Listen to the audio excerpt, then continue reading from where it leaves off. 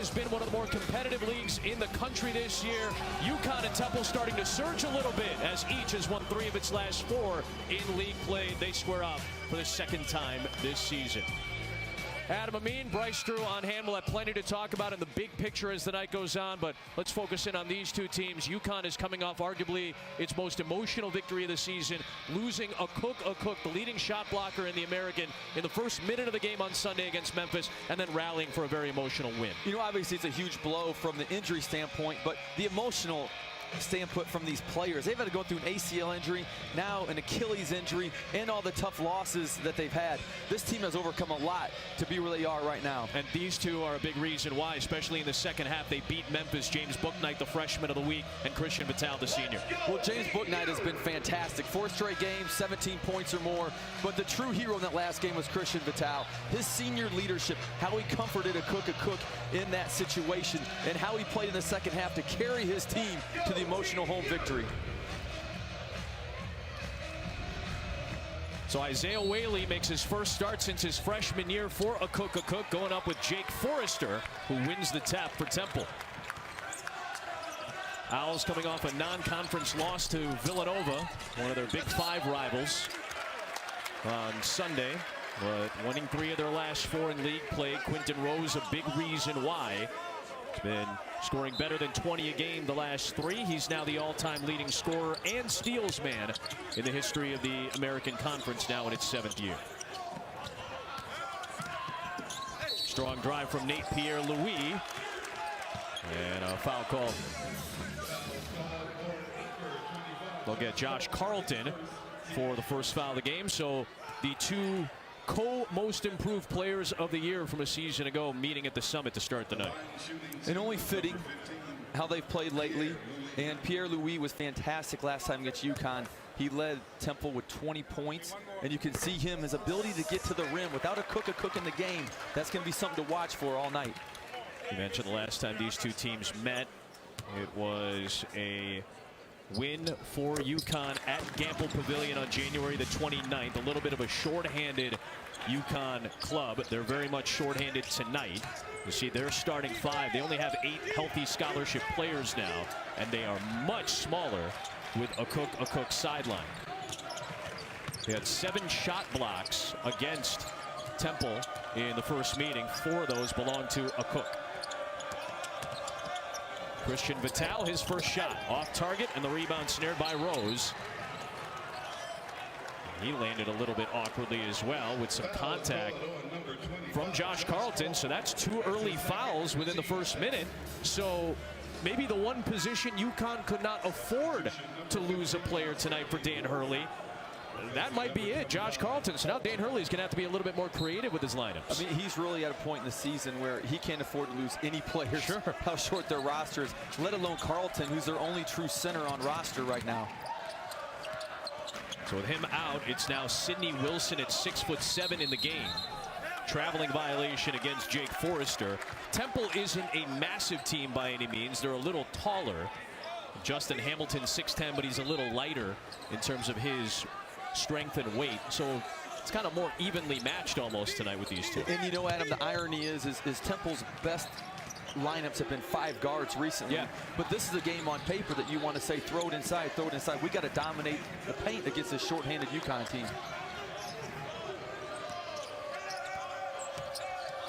Bouknight lost it, turned it over to Forrester. Quentin Rose muscling inside. Forrester the follow, and the rebound cleared by Sidney Wilson. Gaffney, the freshman, puts UConn in front. 2-1. And you know, Gaffney has been really good since he's been in the starting lineup. He's a freshman, former top 100 recruit. Didn't see a lot of time early, but it's really played well, especially handling the basketball. His assist-to-turnover ratio has been very good for the Huskies. Alani Moore the second. He has hit the most 3-pointers now in the American, tied with Javen Cumberland of Cincinnati. Each have made 56. And he makes almost 2.5 a game. And Temple does not score very easily from the outside. They need to make perimeter jump shots. That's a good sign for the Temple offense early. Well, now another foul on a big. Isaiah Whaley picks up a foul, so UConn getting into early issues. Let's see if Aaron McKee can take advantage in his first season. Philly born and bred, leads this Temple University through and through. And doing a solid job in his first year. He's dealt with injury just as Dan Hurley has this season. That'll be a turnover against Justin Hamilton. You know, it's amazing the difference a cook makes. And seeing UConn earlier in the year, as these Temple players drive, that lane would fill up so quickly, and there were no thoughts of even finishing at the rim. You can see early in the game, 3 times they've gotten the ball right to the rim, exactly where they want to get it from an offensive standpoint.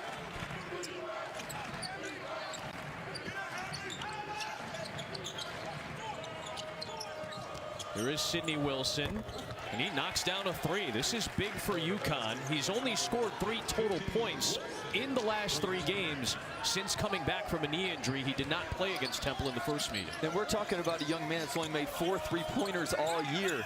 And a point of emphasis today was Dan Hurley was like, we have to get Sidney Wilson going. Well, he's answering the call in this first half. Jake Forrester answers to put Temple back in front.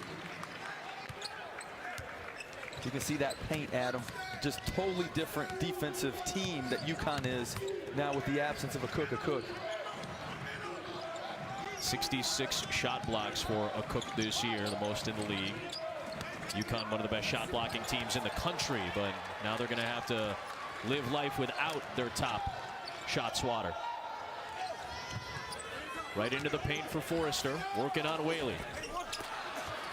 Battle for the rebound, and a foul called against Temple. Gonna go against Forrester.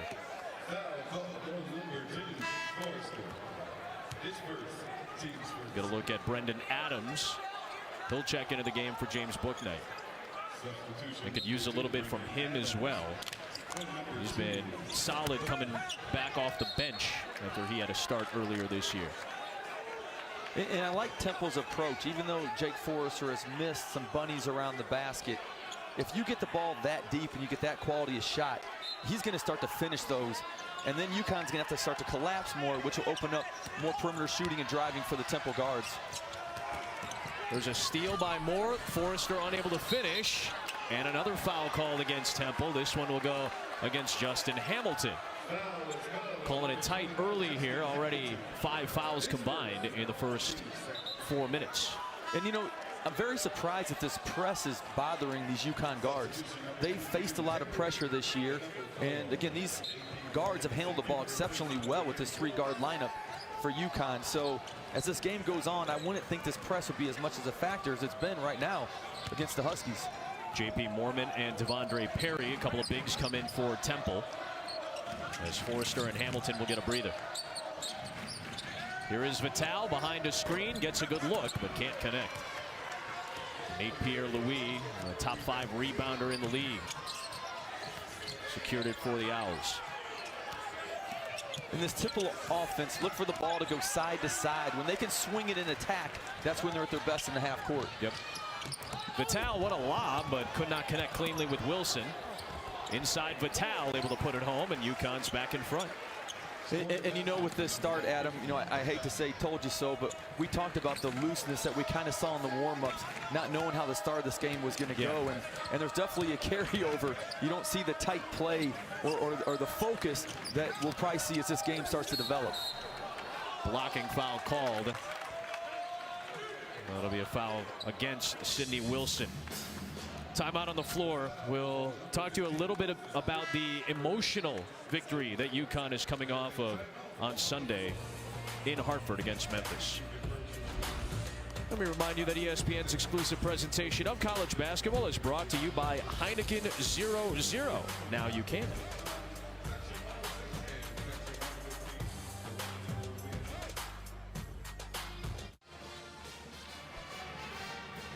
UConn at 5-7 in conference play, and that's due to a good stretch as of late. They've gone 4-2 in their last 6 games. Their latest victory coming on Sunday in Hartford after what ended up being one of the more emotional moments of a turbulent UConn season. In the first minute, a Cook gets his 66th shot block. on Achua, Precious Achua of Memphis, but lands awkwardly on the left leg. You see him go back to the locker room. They wanted to take him to the hospital right away. He wanted to come out for the rest of the game and watch his teammates play. Dan Hurley was emotional on the sidelines, and that's Christian Vital in the ear of a cook. You could tell how emotional of a moment and really of a half that was that UConn had to overcome.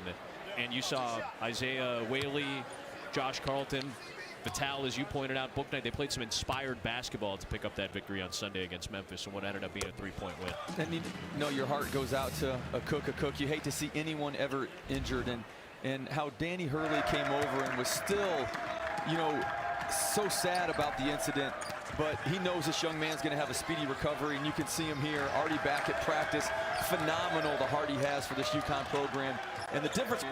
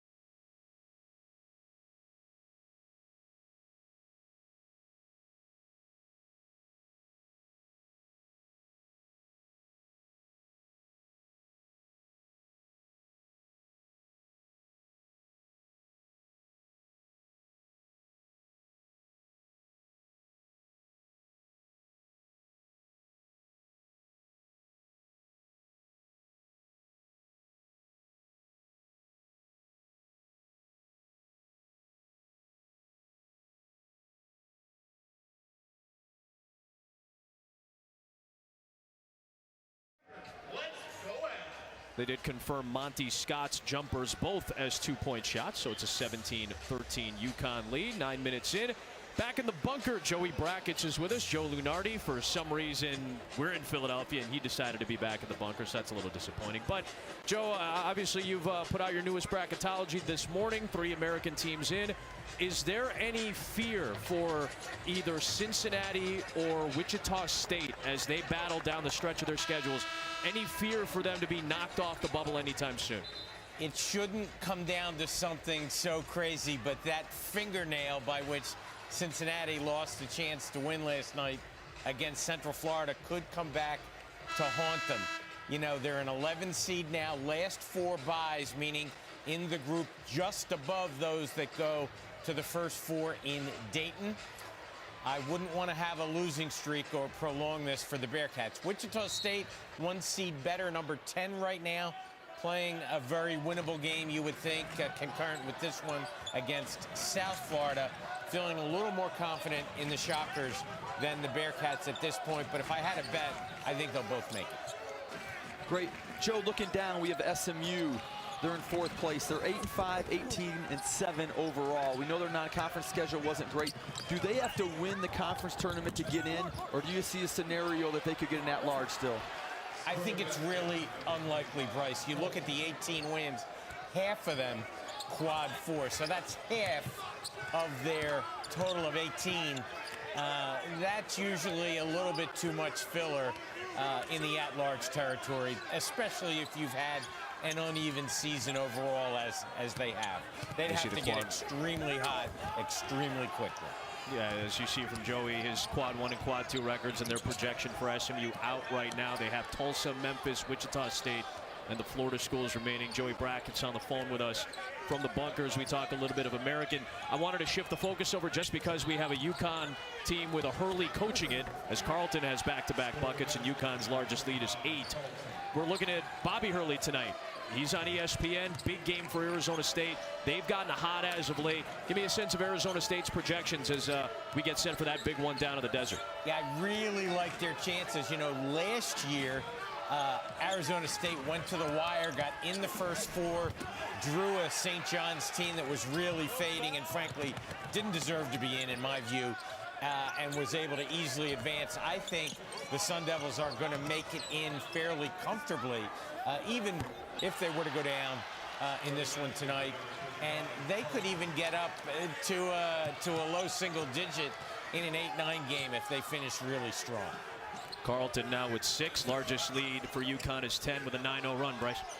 Joe, last question for you. Everyone's talking about seeds might not matter as much this year because we've seen so many upsets across the country. Are you buying that, or at the end of the day, is seeding still something that you want to be on certain lines and off of certain lines? No, I think it totally matters, and it always has. And ironic that you should ask during an American game, because Wichita State a few years ago, in my view, was the most underseeded team in the history of the tournament. Got an 11 seed, went to Dayton, and they were Sweet 16 good, and as it turns out, did win a couple games in the tournament that year. Joey Brackets, as always, we appreciate the insight, my friend. I don't think we're going to talk to you much in the next few weeks, I guess. I don't know if you have a significant portion of airtime dedicated to your bracketology coming up. So well, we'll I be spent a lot of time with Bryce Drew lately, I can tell you that. And in this building, nonetheless. Hey, the Hawk will never die. Nice win for St. Joe's the other night at the buzzer, huh? We'll take it. Thanks, Joey. You bet. Thanks, Joe. Joe Lunardi kind enough to join us. UConn and Temple battling in this American Conference. The American is the home of the bubble. 3 teams on the edge and at least that many who think they should be. How about that? That's a great quote from Joe Lunardi talking about this league. As Monty Scott starting to get going for Temple, he'll have a chance at a 3-point play. And as we were away, UConn's been having their way in the paint. But Monty Scott, with already his 8th point of the first half, he is trying to will Temple to stay in this basketball game. Temple will be in the bonus for the rest of the half. As Scott, the redshirt junior from Union, New Jersey, goes to the line. Quentin Rose will get a breather right before the 8-minute media timeout. and he's such a dynamic scorer. We saw the first 2 baskets were catch and shoot threes. The last 2, he's put it on the floor. He's gotten to the rim, scored with contact for the 9th point already the first half. Good start for him. We mentioned it. He's been very good as of late. Had the 22-point game against SMU off the bench, and that was a game where Temple had 40 bench points in what ended up being a 17-point halftime deficit, leaning into what eventually became a 7-point overtime win. And I talked to Aaron McKee, and I said, has he always scored it this well? And he's like, basically gave him the head nod, like, sure. Yes, he's finally finding his spots, taking the right shots at the right time for us. Well, Tariq Gilbert gets on the board for UConn. There's a long-distance jumper from Devondre Perry. And that's what Perry does. He's 43% for the three-point line. It allows Temple to spread the floor out when he can shoot threes, because now their guards can get to the rim with nobody in the paint for him. Perry did not play against UConn in the first meeting. In fact, he just came back on Sunday after missing 6 of 7 games with a toe injury. What a move by Perry, and he'll get the finger roll to go home. They've got 14 bench points already. 5 of them belong to Perry in the last sequence. And even though Perry's 6'7", 220, that was like a 6'2", 185 yeah. Guard in transition on that basket. Temple's depth has gotten them back in this game after trailing by double digits. Whaley rolling, lost the ball. Here comes Temple on the move.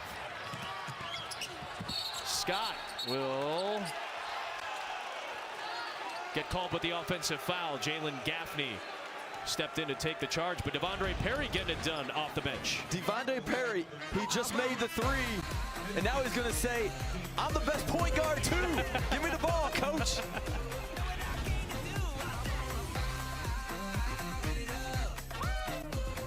Late at night prepping for that Saturday afternoon. Well, first, I think it's the best college game of the year of the Absolutely. regular season. I think it'll stand for the whole season.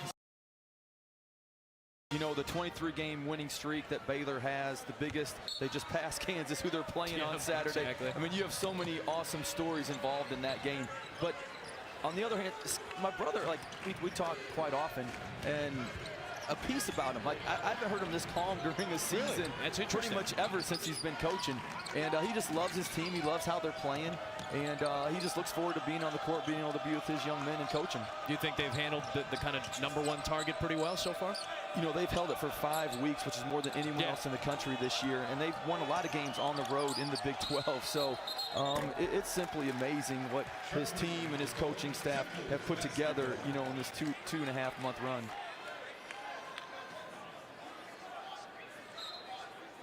We've had more #1 teams, it feels like, in men's and women's basketball than any year. We've had 4 #1s on the women's side. We've had 7 #1s on the men's side. Those are both record-tying seasons going back in the AP poll era back to the mid-30s. And when they got to #1, everyone thought it was a curse. Like don't get it, because now you're for sure going to lose. And 4 weeks later, they still got it. Nice pass from Moore to Scott, who's into double figures here in the first half. You see Baylor the 5 weeks as the #1 team, the longest of any in the country. Game of runs here in the first half. Yep. UConn dominated the paint, taking a big lead, and now all of a sudden 12-2 run by Temple puts them right back in the game. Trailed by double figures, 7 lead changes in this game. Another turnover by UConn. Pierre-Louis gets it back from Scott and puts it in for his first field goal. And just like that, it's a tie ball game. And the Temple coaches talked how they play best when they can turn teams over. They average over 7 steals a game, and usually those 7 result in easy layups like we just saw.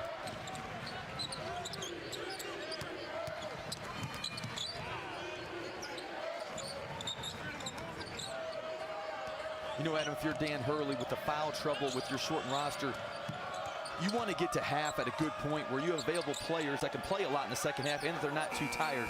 So for UConn, having a lead is great, but being right there that he can keep his guys for that second half run is going to be just as important. Good defensive possession leads to Temple's offense, but a throwaway by Nate Pierre-Louis.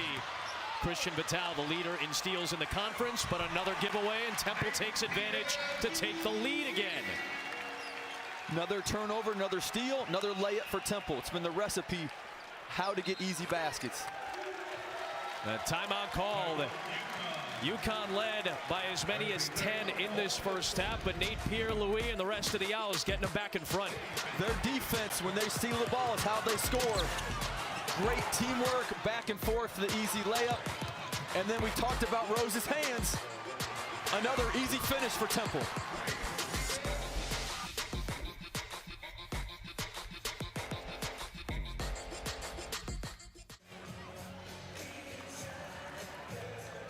Well, Temple trailed by as many as 12. They've stormed back on a 14-2 run to take an advantage. And when they get bench help, their depth is very much a factor. And Monty Scott's been maybe the biggest key off the bench. You know, 30% of their points come off the bench, and a lot is Monty Scott. He is instant. He can score in a variety of ways. We saw him catch and shoot, and then we see him get to the rim multiple times and able to finish. First year playing at Temple after he redshirted last year. Transfer from Kennesaw State, who averaged better than 8 points a game as a freshman, 17 a game as a sophomore. Out of St. Benedict's High School in New Jersey. Of course, that's where Dan Hurley was a head coach before he transitioned into college coaching. Monty's dad, a solid player for St. John's before getting a chance to play in the NBA and then overseas as well. Another UConn turnover, a traveling violation. And Temple switched to his zone out of that timeout. Kind of caught UConn by surprise and didn't handle it well. Careless turnover. That's their 8th already here in the first half.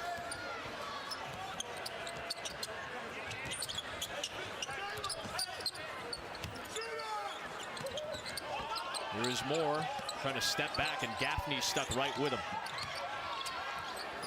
Nice fake by Mormon, and he'll go to the free throw line on the Sidney Wilson foul. That's his 3rd.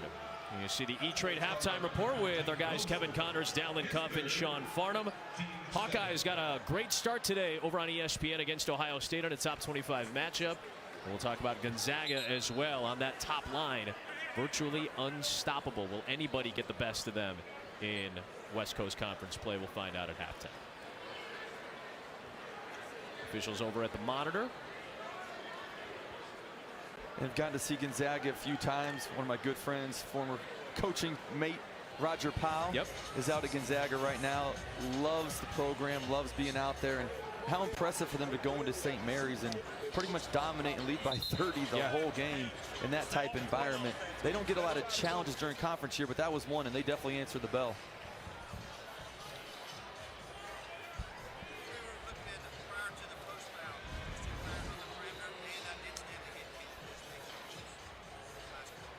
Ron Groover kind enough to come over and let us know. They wanted to see if there was any flagrant level contact above the shoulders. It ended up being incidental contact between a couple of players. So no foul on the play other than the Wilson common foul, which is his 3rd. And J.P. Mormon goes to the free throw line. You know, one of the hard things for Dan Hurley is you had to adjust with all the injuries. So now you have lineups on the floor that you haven't played all year. And you have about 1.5, 2 days pushing it to prep and get those lineups ready to go on the road and play against a Temple team that throws lineups at you that you're not used to either. A little unorthodox with small ball and fives that can shoot the 3. Well, you were here on Sunday when Villanova went on a 20-2 run in the second half to come out of the gates hot in the second half. You're seeing a little bit of the opposite now. The Owls with a similarly impressive run, 18-2 right now. Bouknight still scoreless here in this first half. UConn hasn't scored in the last 4 minutes. And if James Bouknight does not score tonight, UConn will not win this game. With the shortened roster they have, how good he's been playing, he has to be able to get some baskets, and an easy one would help him get going, or get to the free throw line always builds confidence. Bouknight was on a stretch of 20-plus point performances. Had a good one against Memphis in the second half as well. Here, Isaiah Whaley puts it in to finally end that scoreless drought for the Huskies. And a turnover again. Scott gave it away and compounded the mistake as he commits the foul. Foul was called on number 2, Monty Scott. His 2nd. Bouknight, as we were talking about, he's UConn's 2nd leading scorer, averaging a dozen a game. the freshman of the week in the American Conference. 7 straight performances with 12 or more points. The low mark was 12. That came against Temple in the first meeting. His conference numbers have been spectacular. And it's no coincidence. UConn had been defending really, really well, but scoring the basketball had been a challenge. And when Bouknight stepped up and started scoring the basketball, that's all this UConn team needed to get over the hump, winning 4 of their last 6 because of his scoring the basketball. He scored 70 plus in 5 of the last 7 games. The 64 in their win on Sunday against Memphis. Adams had that one go in and out. That would have given UConn the lead. Ran a nice double screen, allowed him to come off. He caught it in rhythm. You know, excellent shot, just through the rim, just came back out. Yeah. Pierre-Louis gliding in, couldn't finish. Bouknight on the move for UConn. Oh, through the traffic. What a play by Bouknight. This is the level of scoring that you're talking about. He can find alleys where there may be none. And I love him attacking. When you're not shooting the ball well from perimeter and you have to get going, the best way is get to the rim, either finish or get fouled. For a freshman, that was a very veteran move.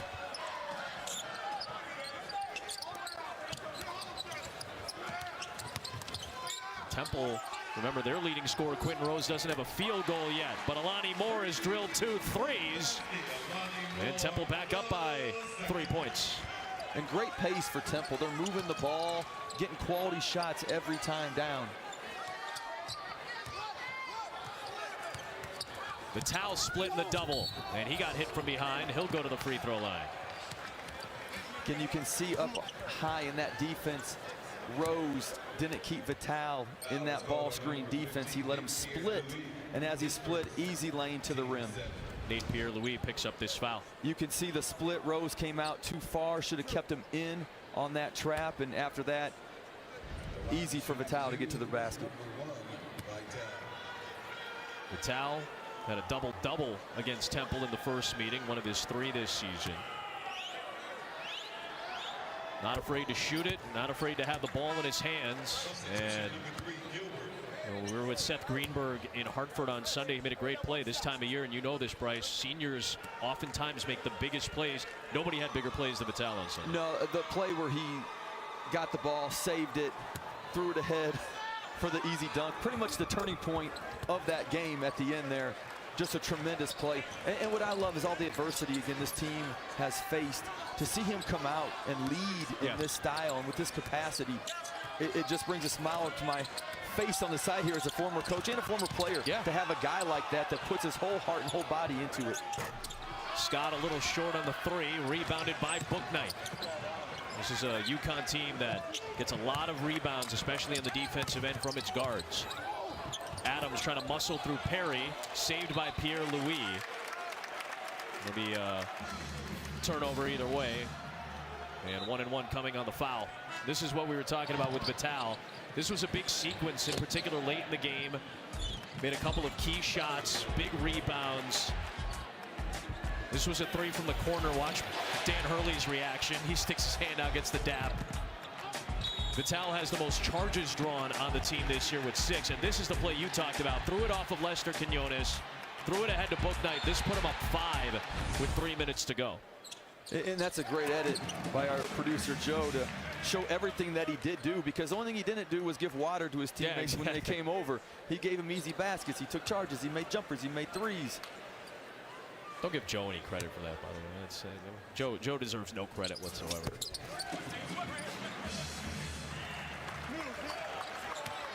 Great job by our tape room. Great job by our entire crew. Happy to be with you on another Thursday night. We'll be with you all the way.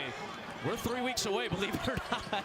We'll be at Dickies Arena in Fort Worth, Texas. First of 3 years that'll be the site of the American Conference Tournament. It's been one of the more competitive leagues this year. And we're hoping and expecting the same type of tournament when we get down to Texas. Late in the clock, here comes Whaley. Couldn't squeeze his own miss, and Rose had it, but it's stolen away by Vitale.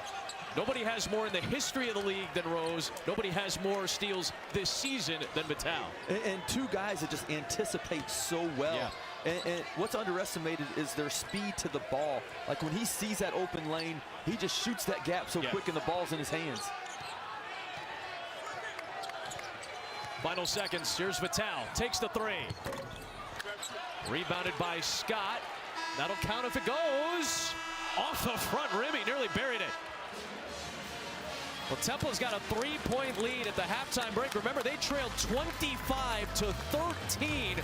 They scored 23 of the final 31 points. They got ran out in the second half against Nova Sunday. Their big run keeps them in this game and gives them the halftime lead. E-Trade halftime report after this with Kevin, Dallin, and Sean. We'll see you in a bit. American Conference on ESPN. Start of the second half in Philadelphia. 3-point lead for Temple at the halftime break. Adam Amin, Bryce Drew on hand. We've had a chance to see another competitive game in this league. About 3 out of every 10 are decided by 5 or less or go to overtime. So we're due for another close game.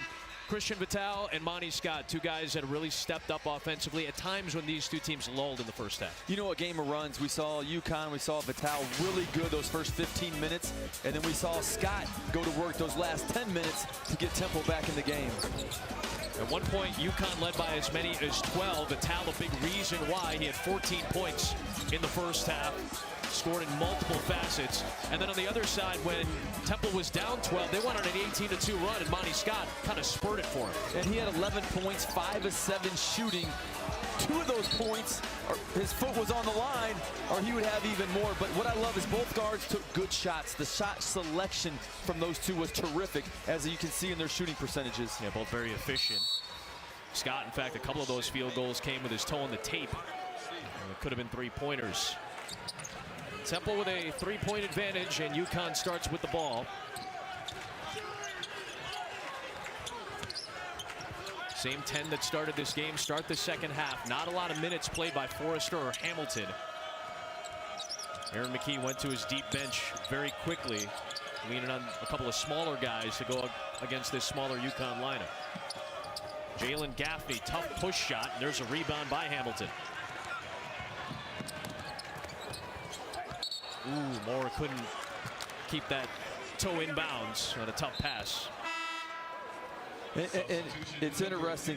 Every coach, and I've been there, is you start big and you try to go inside first, but eventually your best lineups are when you go smaller and you start shooting more threes. And you see it here start the second half, trying to get Carlton the ball. He only played 3 minutes in the first half, scored 6 points. So getting him some touches, some easy baskets is going to be important. And James Bouknight just got a very quick hook as he was brought out. They bring Brendan Adams back in. I wonder if maybe Dan Hurley saw something on defense that he didn't like from James Bouknight, maybe on the other end of the floor. Late in the clock here, got to get a shot off. Whaley will. And out of bounds, it will stay with UConn. And what I like is Danny Hurley putting teaching at the top of what he wants to do right now with James Bouknight. He's a freshman. He's still learning. He's got a great stretch of games. But you have to compete. You have to play hard every single possession. And especially on the defensive end if you want to play for Danny Hurley.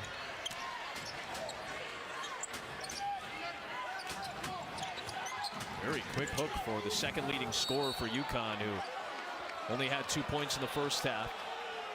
Foul called Justin Hamilton. That'll be his second. Well, I can guarantee he will not be over there very long, and especially if this UConn offense doesn't score in the half court, right, he'll be back in even quicker. You're talking about teaching moment. Dan Hurley is over there right next to Bouknight. And you always like to look at the body language of a player. You know, are they buying into what the coach is saying? And I take that whole exchange very positive. You can tell a good relationship, coach to player, player to coach. And he's a freshman. Freshmen learn. That's what you do. You get better, you go out on the court, and you make those improvements. Gaffney hits a couple. His fellow freshman Bouknight on the bench. UConn had a very good game on Sunday at the free throw line. They're doing the same so far today. Rose, boy, somehow was able to recoil. He was a little out of control and was juggling it.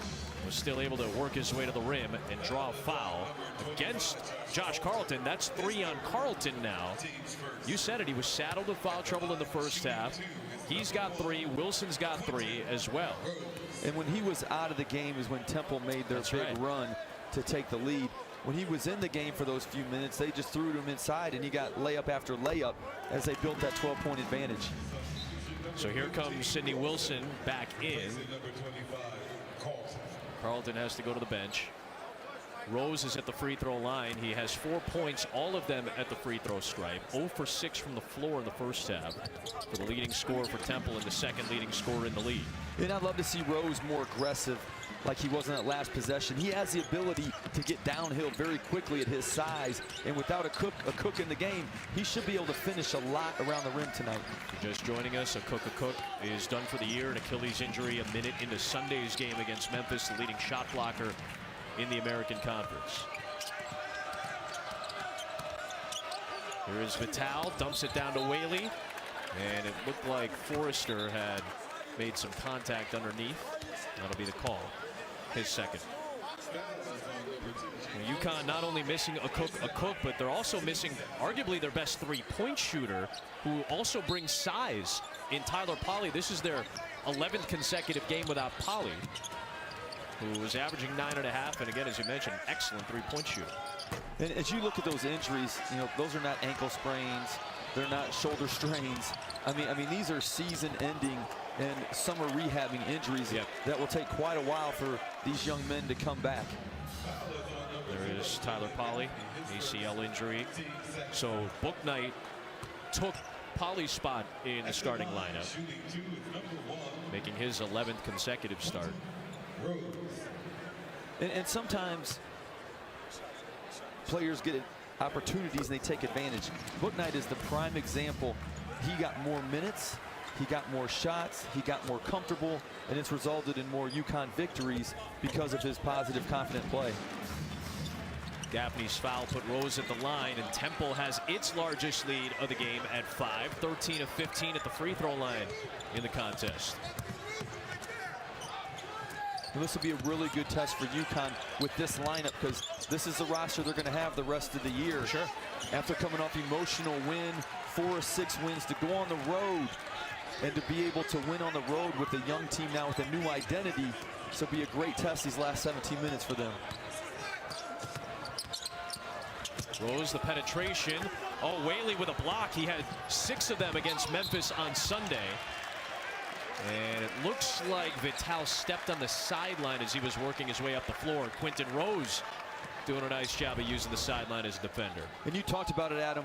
Whaley had 6 blocks against Memphis in that victory. Does a tremendous job avoiding the foul, which he can't afford right now, and still blocking the shot. Good read by Gaffney. He picks off the pass. Takes the contact and will go to the free throw line. And foul goes against Justin Hamilton. So he's got 3 now. Jalen Gaffney to the stripe. And what Gaffney's done really well, Adam, is he's handled the ball. He's really distributed, got other players involved. And what I like as a freshman is he does a tremendous job anticipating where it's going to go. He anticipates, comes all the way from the paint with the steal, and then instead of avoiding the contact, he goes into contact to make sure at the worst he's going to get 2 free throws. Puts both in at the stripe. 3 minutes into the second half. Neither team has made a field goal in the first 3 minutes.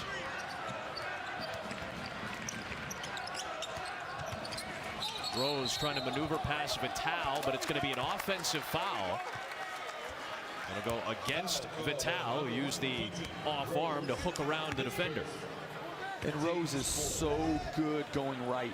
You can see how low he gets and how fast, but he also got a little help with a little chicken wing going around. Rose put it, holding the hip as he went. That left arm of Rose just kind of hooking around the defender, and now a pulling violation against Gaffney. Oh, very much a herky-jerky start to this first 3+ minutes here in the second half. You know, the good thing is the first 4 minutes of the first half, we saw the same type play, and then it really picked up for the final 16 minutes. So I anticipate, Adam, in the next minute here, we're going to see some solid basketball up and down. So Aaron McKee, the first-year head coach, getting after Nate Pierre-Louis.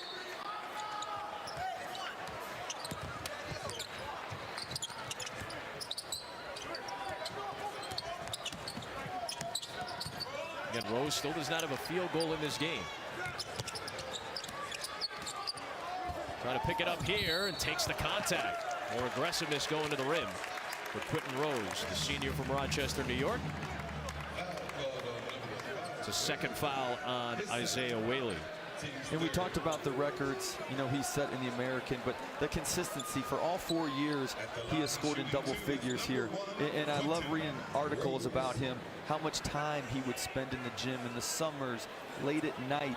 And he just said it was kind of fulfilling for him as he set this scoring record to see all of his hard work and all of the hours, the late night hours in the gym pay off for him. Aaron McKee said he wanted more rebounding this year from Quentin Rose. He's gotten it. That's a career high in rebounding this season. Kind of compared him to Eddie Jones, and obviously Eddie Jones is Temple royalty. And McKee played with Jones during his Temple Owl days. Anytime you're in the same sentence as Eddie Jones, yeah, just take that as positive. Absolutely. And walk the other way. 94 Atlantic 10 Player of the Year, Eddie Jones, who was a 3-time All-Star in the NBA. He actually led the NBA in steals, so that very much speaks to Quentin Rose's ability as a good defender. That's now 3 fouls on Jake Forrester. And this has been a tough game for Forrester. He had some easy baskets in the first half. He didn't finish. And with UConn going smaller with Whaley at the 5, Temple's been much more productive when they've had a smaller, almost a power forward, playing that 5 position for him to match Whaley. We saw Monty Scott check in after he had the big first half. With 11 off the bench, 18 bench points in the first half for Temple.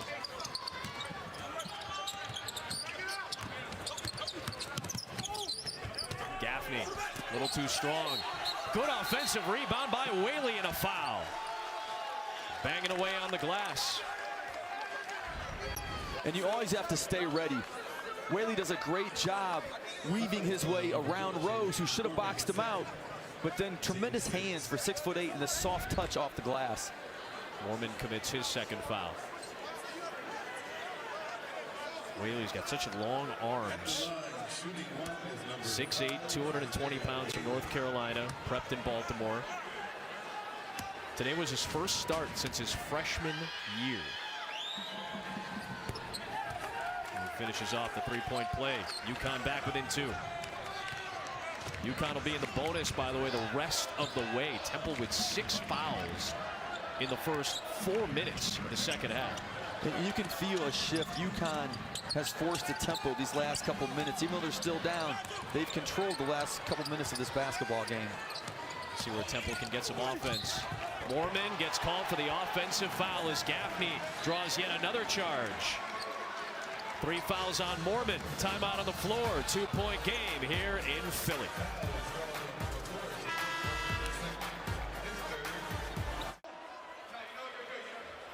Great to see the former head coach of Temple, and of course still a current professor at Temple University, the great Fran Dunphy. 13 years as the head coach of this fine institution and its basketball program, where he oversaw several NCAA tournament runs, including last year where they went to the first 4. In-house tonight, and you got a chance to catch up with Fran a little bit earlier tonight as well. You know, tremendous time visiting with Fran, and he teaches a leadership class. And I could tell as he told me about it just how much he enjoyed teaching leadership.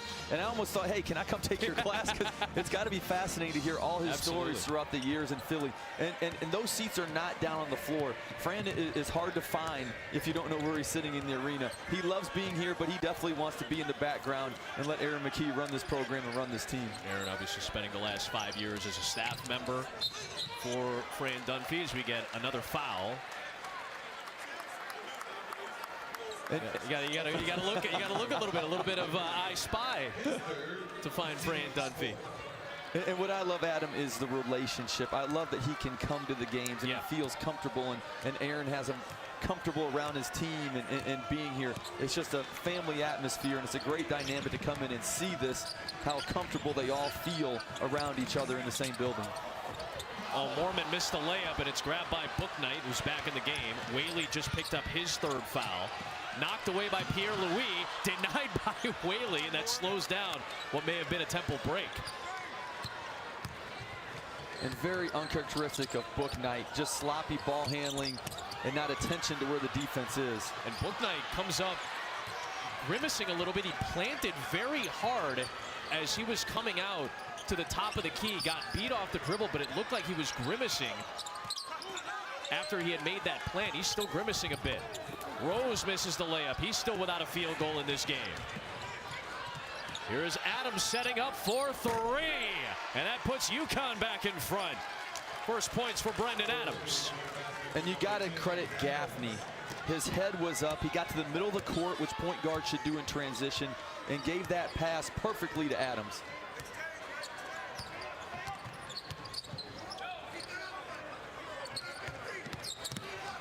Scott on the drive, flails it back out.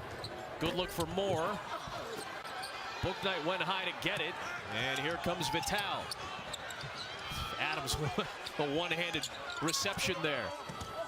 Vital left it short. Whaley fighting for it, and it will go Temple's way. And is that going to be a foul on Whaley? Yes, that'll be his fourth foul.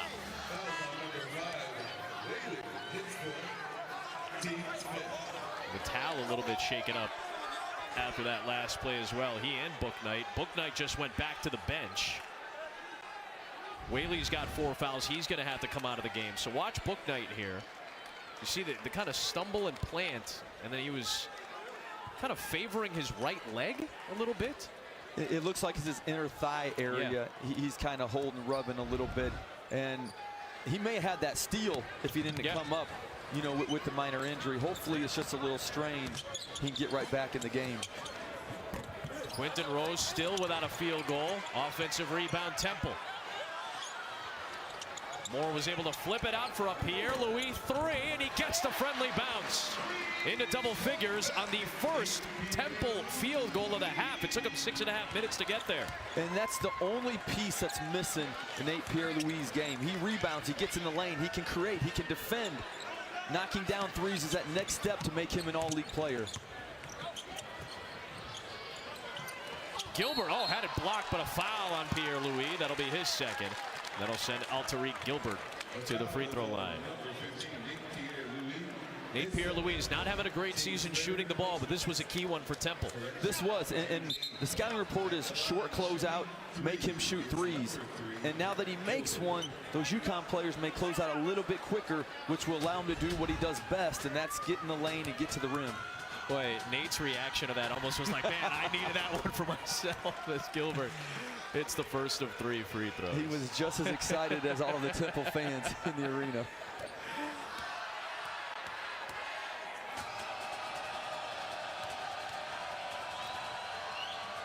I don't really have to sell you at this point, number 1, number 3, right? Saturday at noon. Game day is going to be there in Waco at the Farrell Center. They'll have the warm-ups live on the court, leading it right into a noon tip-off Eastern time. Kansas and Baylor, Sonic Blockbuster, noon Eastern on ESPN and the ESPN app. So game day was there for football, and they were jumping in the river, having boats in the river. Yep. I don't think they'll probably do that down in Texas, but it might be warm enough. We might see some. Let's not make any assumptions. We might try to get Fines or Seth or Jay. Maybe one of them will go down and try the boat action there in Waco. Maybe they could start the show by jumping into the Brazos. How about that?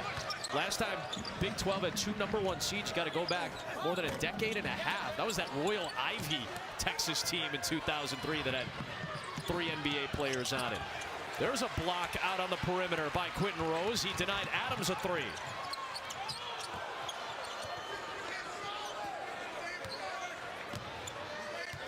UConn 12 of 12 at the free throw line. The last 3 from Gilbert, giving them a 1-point advantage. Nice pass, Rose to Pierre-Louis, and Temple's back in front. Excellent job of Pierre-Louis moving without the basketball. Once he saw his defender's head watch Quentin Rose, he immediately went back door in the great find. 12 and 7 for Pierre-Louis so far.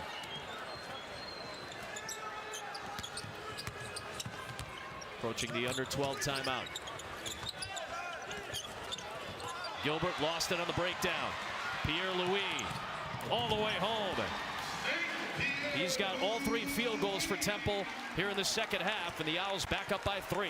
And I love how hard Pierre-Louis plays. He does not take plays off. You can see he's breathing hard out there because he's playing so hard on both ends of the floor right now. You saw him a little puff out your cheeks moment right there as he's trying to guard Gilbert. Gilbert tried to finger roll it home, but just couldn't get the English right. And you can feel the shift when Whaley went out with that fourth foul. Yeah. UConn was pretty much in charge this half. Now Temple's put together a nice run as Whaley has to sit and watch. Foul trouble from the bigs in this game for UConn. Quentin Rose, that won't go. Punched up by Forrester. And here comes Carlton with the clear. Rose is 0 for 9 from the field. There's the drive by Bouknight and a goaltend against Forrester. There's 4 points for Bouknight. You talked about it, one of the hardest working players in the league. And he does a little bit of everything. But I love his vision here to cut behind his defender for the layup. And then what he does is defend and get out in transition. Philly, to your living room.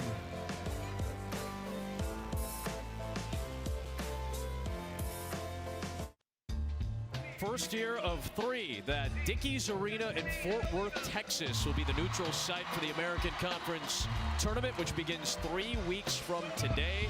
The 2 longest distances that will be traversed will be from these 2 teams tonight, Temple and UConn. Naturally, the shortest will belong to SMU right outside of Fort Worth in the DFW area. Houston will have a relatively short trip. We know Wichita fans are going to make their way down. If the tournament started today, this is what the bracket would look like. And just a quick note, and understand that we've had multiple format changes and teams added and subtracted in the 7 years of this tournament, but no team has won the tournament having won 4 games in 4 days. It's a very difficult thing to do. UConn almost did it 4 years ago. Came close, lost to SMU in a tournament final. They had a couple of chances, but it's so hard to win 4 and 4. So hard, and especially if your roster isn't very deep. You know, even to win 3 if you're not very deep, but 4 is near impossible if you're at a shortened roster to play that many minutes against that many good teams. And you think about the 5 and 5, right, that UConn had to win in the Big East days, led by Kemba Walker back in 2011. And perhaps the greatest conference tournament. Maybe arguably, maybe the best what they did in that run. Absolutely. Lonnie Moore with the steal. Good late pass to Monty Scott. Unselfish play by Josh Pierre-Louis, the freshman. And if you're in McKee, this is what you want. This is when you're best. We saw it in the first half. Temple turns you over, they get layups in transition. Now they're starting to build this league in the second half, doing it the same way.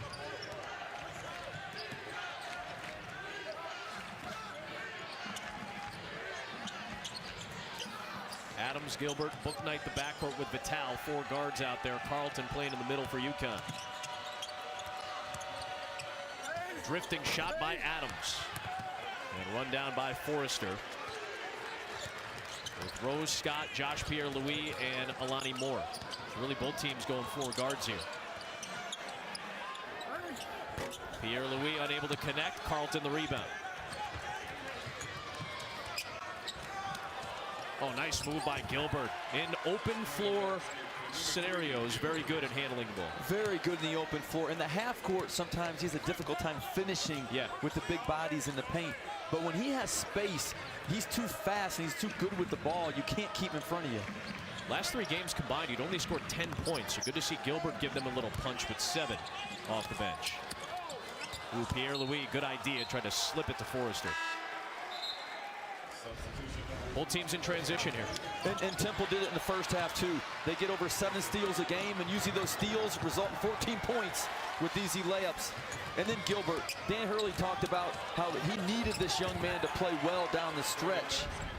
No one can keep him in front in the open court one-on-one.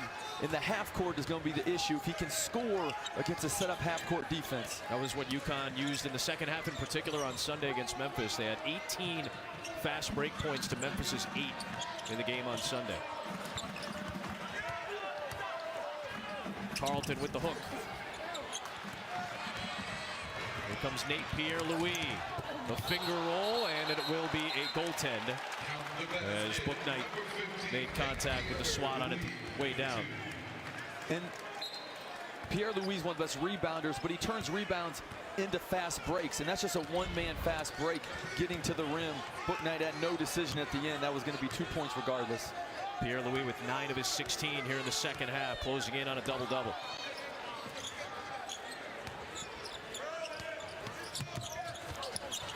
Gaffney just kind of threw it into traffic. Here comes Scott. Scott all the way home. Monty Scott. He's got 15. And Temple has just lived in the lane in the second half.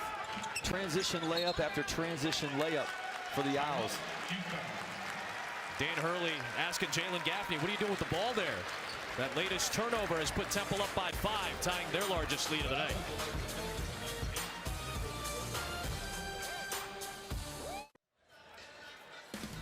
Full NBA action as the second half gets underway on Friday night on ESPN. Our NBA countdown gets it going, presented by Mountain Dew at 7 Eastern. And then Nuggets Thunder. Remember, Nuggets have the #2 seed as of now in the Western Conference. Thunder are battling with the Mavericks for the 6th seed. Zion Williamson had a great close before the All-Star break, a couple of 30-point games. He goes out west and faces the Portland Trail Blazers, who are desperate right now. They're in the 9 seed, battling for positioning, trying to make the playoffs after they made the conference finals a year ago. Our doubleheader on Friday night. If Zion Williamson can stay healthy, he's going to be in Hall of Famer. He's going to be one of the most exciting players ever to watch. We just need him to stay healthy, so basketball fans can enjoy watching him for a while. Here is Bouknight for 3. Temple's largest lead in this game a moment ago was 5. They've done that without Quentin Rose scoring a field goal. Bouknight has his second bucket of the game, of the second half, beg your pardon, third of the game. And the lead is back down to 2. Ooh, Josh Pierre-Louis almost got that one to go on the reverse. Bouknight back the other way, gliding through the air with the left and a quick 5-point surge. And we had a direct angle of that, and what an individual talent to jump that far out into the big's body and then shield it with his left hand and still finish. That is not a freshman move at the rim. Bouknight reached in that time, trying to steal it away. He gets called for his second foul, but after they were down by 5, it's all Bouknight here. You know, James Bouknight answered the call. Down 5, knocks down the easy 3, and fouls it up with tremendous body control and the soft left. Man.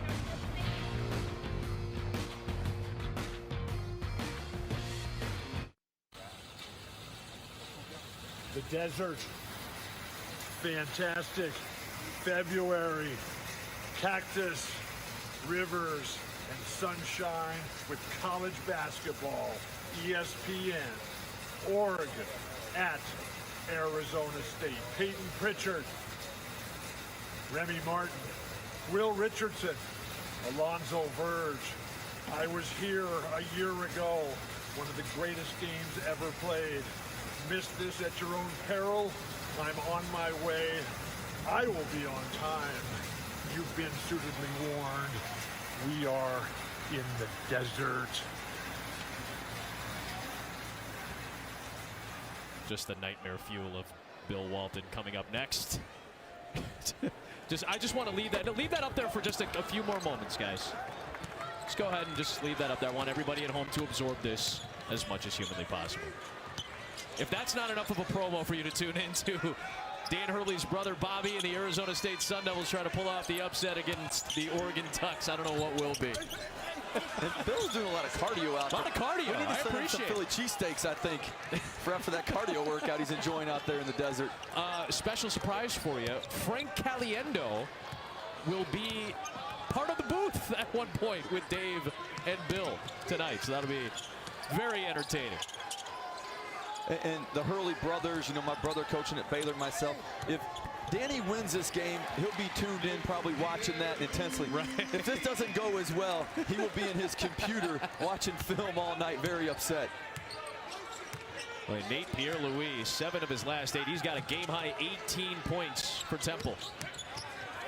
What a take by Gaffney. He answers with his first field goal of the second half. And great patience. He waited for the opening, and then he went, and credit Carlton for sealing off Forrester, not allowing the Temple big man to rotate to stop the drive. Moore, tough catch, couldn't finish on the 3, and Bouknight clears it.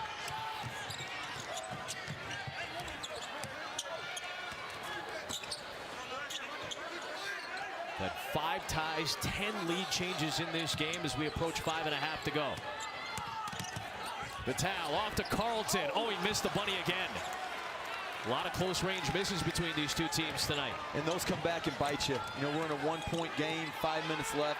You can't be blowing easy opportunities for easy points. Well, Bouknight vacated the corner, trying to double team. Monty Scott ends up cutting to the rim, and he gets his third field goal of the second half. 17 off the bench for Scott. And you can see with Carlton, just didn't rotate quick enough to be able to challenge that shot at the rim.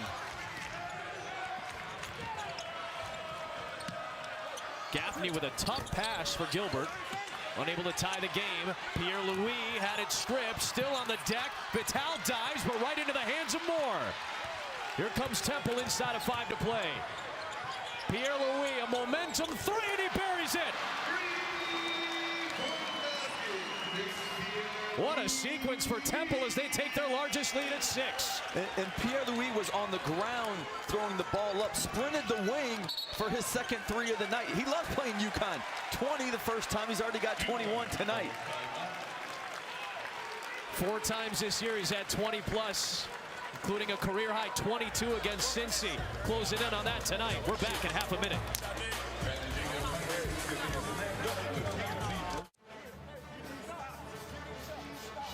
Six-point lead for Temple in what was a major sequence here to try to rescue this ball. You know, we're looking at a 5-point swing. UConn gets this and lays it in. It's 2 points. Instead, credit Pierre-Louis, sprinting the floor, getting his feet set. You make one, your confidence builds, you can make another. Nate Pierre-Louis with 21. His career high came against Cincinnati, 22. As you said, he had a great game against UConn the first time out as well. He's given Temple its largest lead at 6 with 4.5 remaining.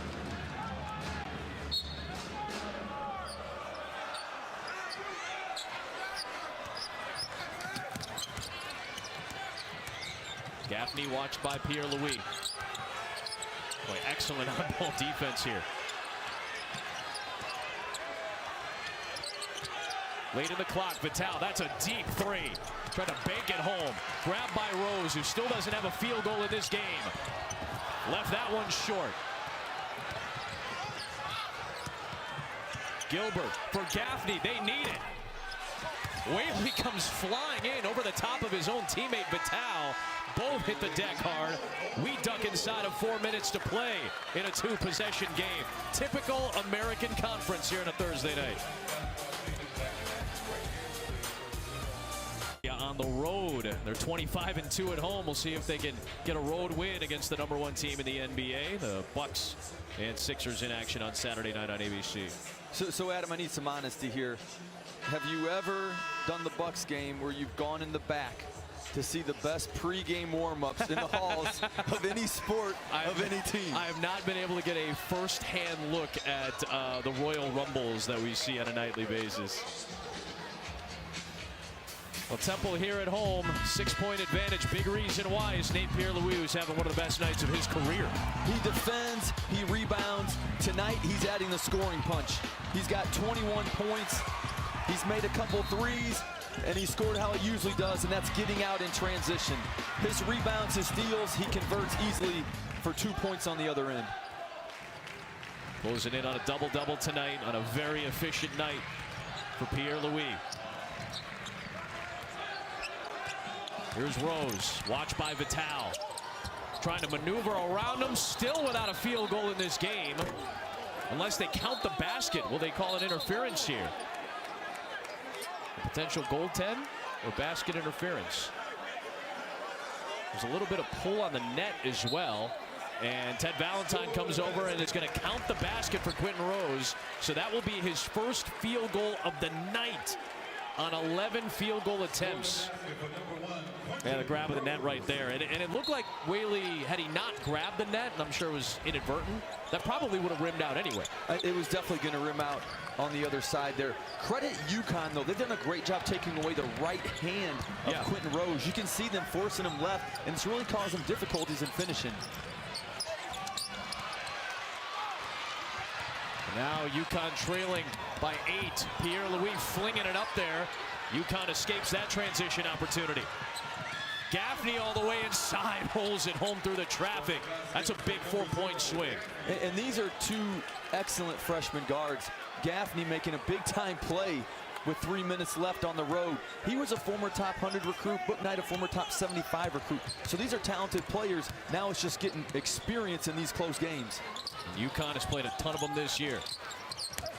Rose forced to that left hand by Vital, but a foul is called. That will be the third on Vital.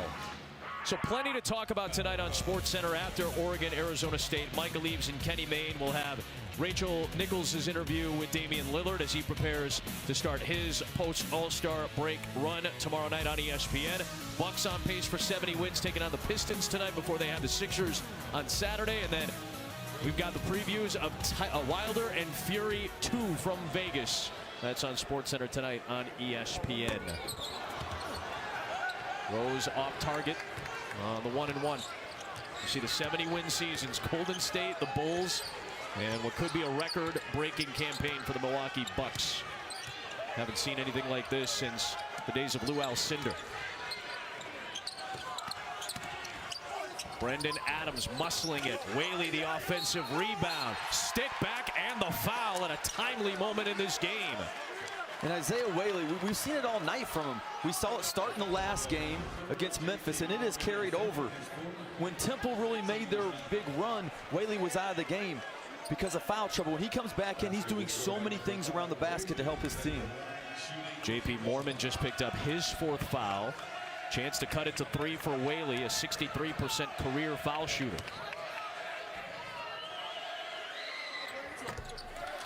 Sinks it at a very timely moment to make it a 3-point game. Temple has scored a lot in transition, especially in the second half. They're going to have to score in the half court to be able to win this game. Moore got shut off. Scott, the double on him. Here is Rose. Still looking for his big bucket tonight, and he sinks it at a huge spot to put Temple up by 5. Good the second field goal. Just better offense, Yeah. Adam. You know, at 6'8", he just rose over the 6'2" Vital and knocked in the mid-range jump shot. 0 for 10 start tonight. The last 2 field goal attempts have gone down. Book Knight spinning inside, nearly finished it. Whaley did a great job on the glass. He's blocked by Rose. Vital inside, put it back up and in, and it's back down to 3. First points of the second half for Vital. Offensive rebounds. Rose made the great block. If he'd have got back in the play, he may have blocked another one. But credit UConn for staying with it until they scored it.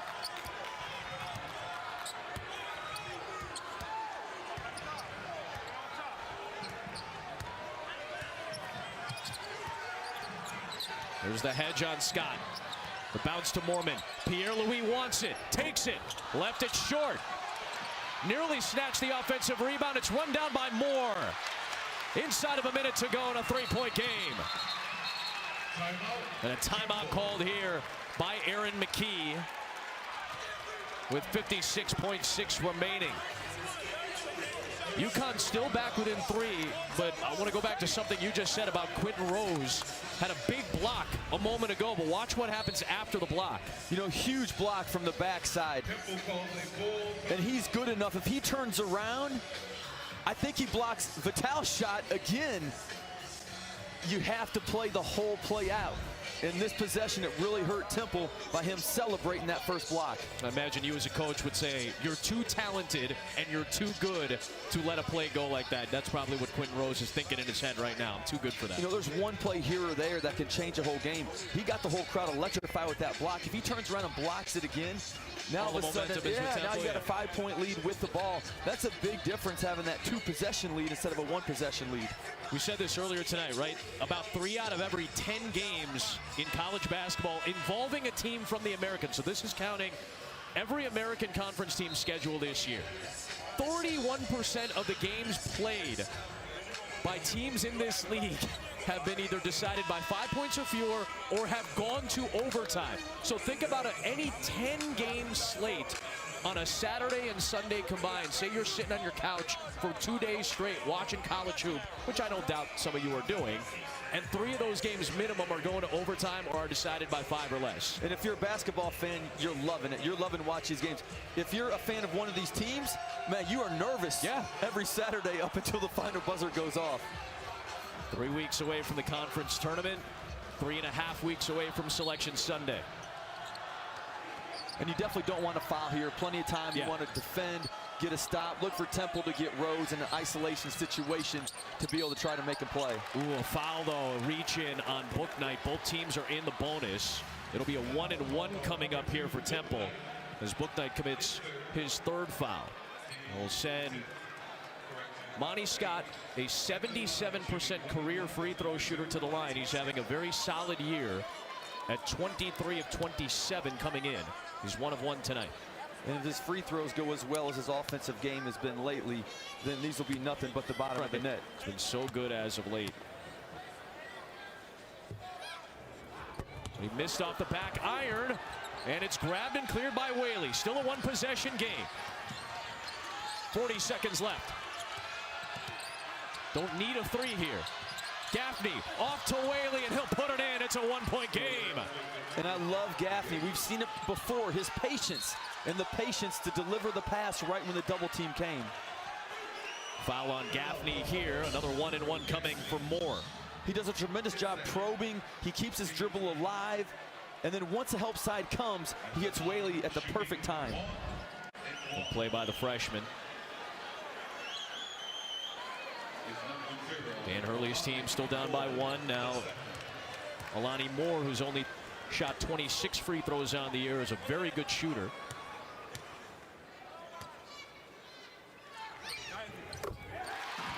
Best he can do is still keep it at a 1-possession game, though. And if there's one team in the country that feels comfortable in this setting, it's UConn. With all of the close games, the overtime games they have had. And watching shoot around today, Dan Hurley goes over game-ending situations as much as any coach in the country. So they are well prepared to know what to do in this situation. Temple will take a timeout. They go back up by 3, 34.1 to go. USC and Colorado are coming up as soon as we finish up here in Philadelphia. Possession arrow belongs to Temple as it stands right now. 1 timeout left for both teams. And it will be double bonus the rest of the way. Adam Amin, Bryce Drew on hand. Give me a sense of the lead up. Like you said, we're 3 weeks away from conference tournament time. I would imagine, and I imagine those who haven't watched a lot of this league, this is the type of tournament we're expecting when we get down to 4 weeks. I mean, every game could very well go down to be a 1-possession game. There's that much parity and that many competitive teams in the American Conference. Going to this game with UConn, you have a lot of time with 34 seconds left. I would look for Book Knight to get something going at the rim. There's no shot blockers except for Rose coming from weak side to try to get a quick 2 or get to the free throw line. And not a point where you have to force a 3. Here's Gaffney going downhill. Pass deflected. Adams went into the air and got bumped. It'll be a foul against Nate Pierre-Louis. As we mentioned, both teams are in the bonus here. And this is 2 free throws for Brendan Adams at the line, a 75% shooter. And that's a great learning point for point guards to learn.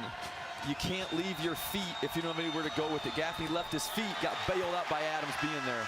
That is the first free throw miss of the game for UConn.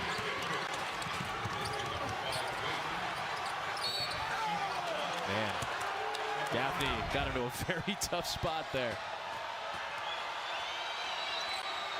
Adams splits a pair, 2-point game. Now for UConn, you want to try to get a trap in. You can turn Temple over with a good trap. If you don't get it, then you got to foul right away. Here comes the trap on Moore. Gets it to Moorman. Quentin Rose past midcourt. Double team on him. And it is a foul. That'll be the 10th team foul, so 2 free throws coming for Quentin Rose. Goes against Alterique Gilbert, his first foul. Again, 2 free throws from Rose here would make it a 2-possession game with 17 seconds to go. He's having his best season of the 4 at the free throw line at 79%, 9 of 11 tonight. And if you're Aaron McKee, you have your senior, your leader, one of the program's best players at the free throw line. This is what you want. Yeah. UConn only has one timeout left. Rose, the best he can do is make it a 3-point game. And Temple's really hurt themselves. They missed the front end. Basically 3 points they've given up in the last 30 seconds, or they could have a much more comfortable lead than these 2 points. Oh, in and out. 2-point game, 15 seconds left. Dan Hurley wants the timeout, and he'll get it.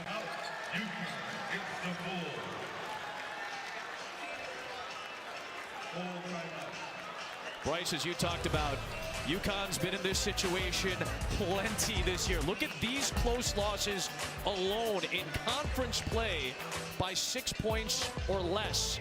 They forced double overtime. They trailed by 9 against Wichita State, forced 2 overtimes in that game. They had a lead late against Houston, couldn't hold on to it. 4-point OT loss to Tulsa. That was the first game after Tyler Polley got hurt. And then that game against SMU, they trailed by 15 at halftime, worked themselves back, but couldn't get over the hump. It's been that type of season for UConn. These are their last 6 losses since January the 12th. Look at this has to drive. Dan Hurley's already got some gray hair. This has only made it grayer this year. And not just him, but that moves to the family too. I'm sure Big Dan Hurley Sr., he's got more gray hair after these games. Yeah. I mean, these are gut-wrenching to watch. And if you go their non-conference, double overtime loss to Xavier, 3-point loss to IU, 1 possession game with the Villanova late. Yeah. I mean, this has been all season for UConn, but this almost mirrors the Houston game I had them earlier in the year. Right. Furious comeback. They have the ball and almost had a chance for a 3 to walk out of that gym with the win. Very similar to right now. I would still look for a 2. I'd look for Book Knight to attack. But if not, they have some shooters. It could be a walk-off 3, head to the locker room with the win. And Temple could have a bigger cushion. They've missed 4 free throws in the last 2.5 minutes. This was Quentin Rose. After the missed free throws, you saw one of his teammates grab his chin and raise it up. Chin up, young man, after those 2 key misses. Still a 2-point game. Remember, Temple had its largest lead at 8 at the 3:17 mark.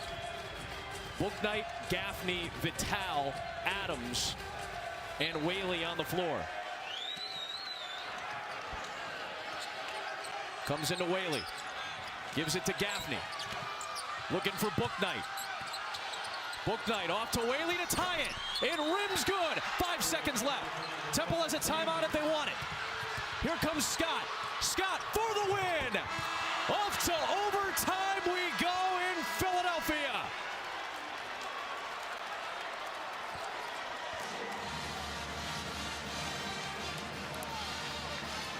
I would say what Joe Lunardi said earlier tonight, we showed you that quote is accurate. The American lives on the bubble. I would say the American also lives in overtime. That's where we're headed. 5 more on the clock after Whaley ties the game. You know, tremendous pass by Bouknight. And that's a tough shot. Whaley's playing the center position right now. That's a one-hand floater at 10 feet to tie the basketball game.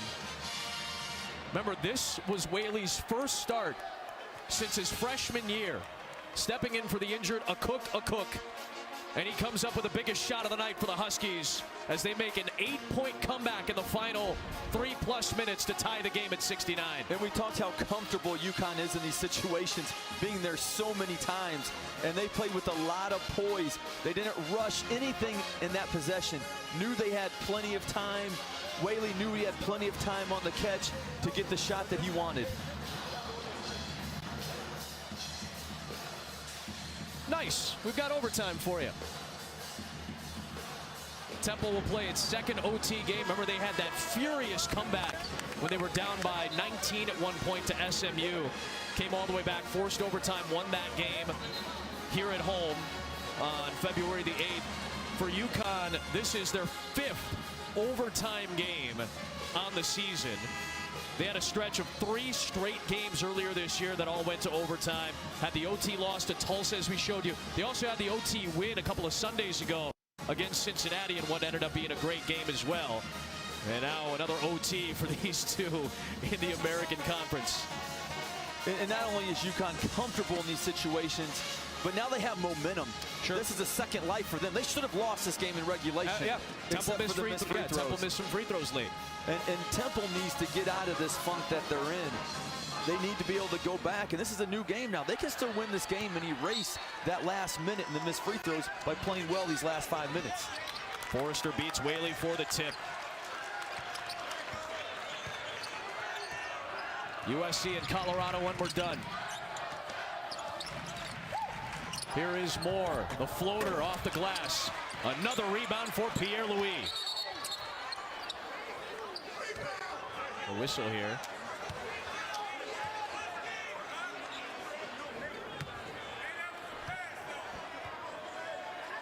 You looking at a clock issue potentially here? On offensive rebounds, it resets to 20. Right. So unless there's an issue there, I'm sure that's what they're talking about.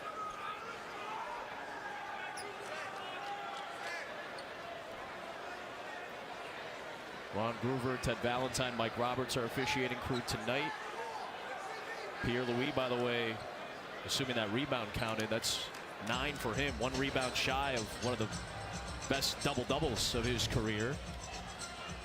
Let's see here. Shot clock 18, Ron Groover says. So the reset came a little late to retime the shot clock. So they stick it at 18 with 4:43 on the game clock. And I think for Temple, scoring first in this overtime is going to be really important. How they came out dejected out of that huddle. They need to be able to build some momentum, or UConn could run away with this game in overtime. Got outscored 12-5 down the stretch.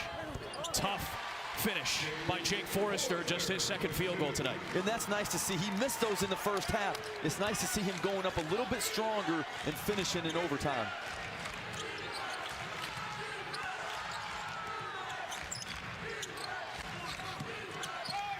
Vital had just 2 points in the second half. Here he is, lumbering inside and well defended by Forrester.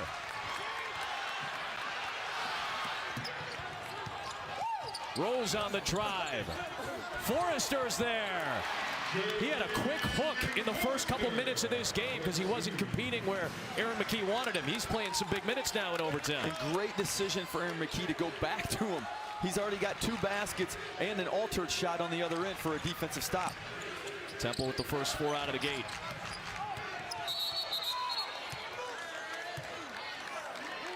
A foul called here. Good cross screen on Jake Forrester. Yep. You have to use your feet to get around those screens.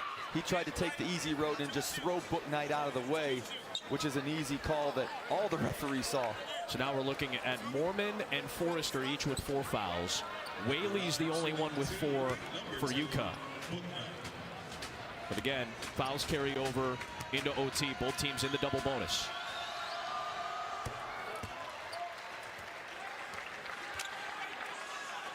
Bouknight trying to keep his streak of consecutive games with double digits going. He's got 9 right now. Or had 9, beg your pardon. Now 10, and then he misses the second free throw, so that's 8 straight games with double figures. He's the 4th Husky into double figures, and it's a 3-point game. And if you're Temple, you got to keep going back to Rose. Even him not scoring is creating offensive rebound opportunities for his teammates. Right back to Forrester. Whaley denied him defensively that time. Here comes Bouknight, 3 to tie it. Got it. He's got all the OT points for UConn. And that young man can play basketball, Adam. He has been such a difference with his ability to score the basketball for this UConn team. Rose, he'll just line it up. It's not been his night from the floor. Inside of 3 to play here in overtime. And if I'm UConn, I'm looking to get Bouknight another shot. He or Vital, run him off some screens. Way off on the 3. UConn hasn't led since the 12:40 mark of the second half. Aaron McKee will use one of those additional overtime timeouts. You get 1 added to your total. So he'll use 1 here at the halfway point of overtime, still tied at 73.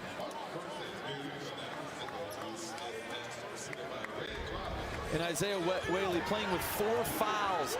Does a tremendous job blocking the shot without fouling, which ignites the transition 3 for James Bouknight.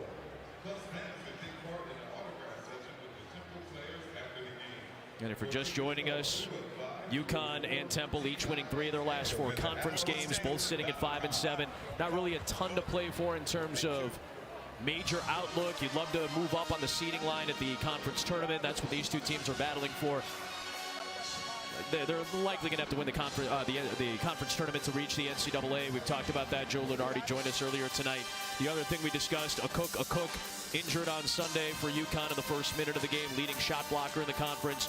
So they've had to be a little bit more creative with some of their lineups, including tonight when Josh Carlton went out with early foul trouble. We haven't seen a lot of Carlton in this game. They've stuck with Whaley along with a smaller lineup with Brendan Adams in this game. And Whaley's been fantastic. You can see Aaron McKee trying to go with Jake Forrester to try to foul Whaley out because Whaley's been so good for UConn.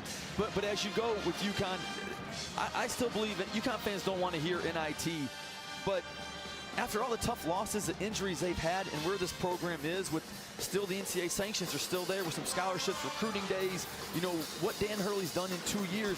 If they go to the NIT this year, that's a spectacular coaching job, what they've done with this team. I would say the same, though, for Temple, too. Would you agree? If they go to the NIT, which they're certainly in position to do, I think both of these teams are in position because their schedules lighten up a little bit late in the year. Maybe a good run in the conference tournament opens some eyes. I would imagine the NIT would be very beneficial for both of these coaches. Dan Hurley in year number 2, Aaron McKee in year number 1. And a lot of players that will be returning next year, so that experience becomes invaluable, and it creates a winning mentality and a postseason culture that as a coach, you want your program to get used to living in the postseason. USC, Colorado, coming up. That's on ESPN News right now. If you're out west and thinking, what are we looking at right now? We're in overtime. Good game here in Philly. ESPN News until we finish up here on the Deuce.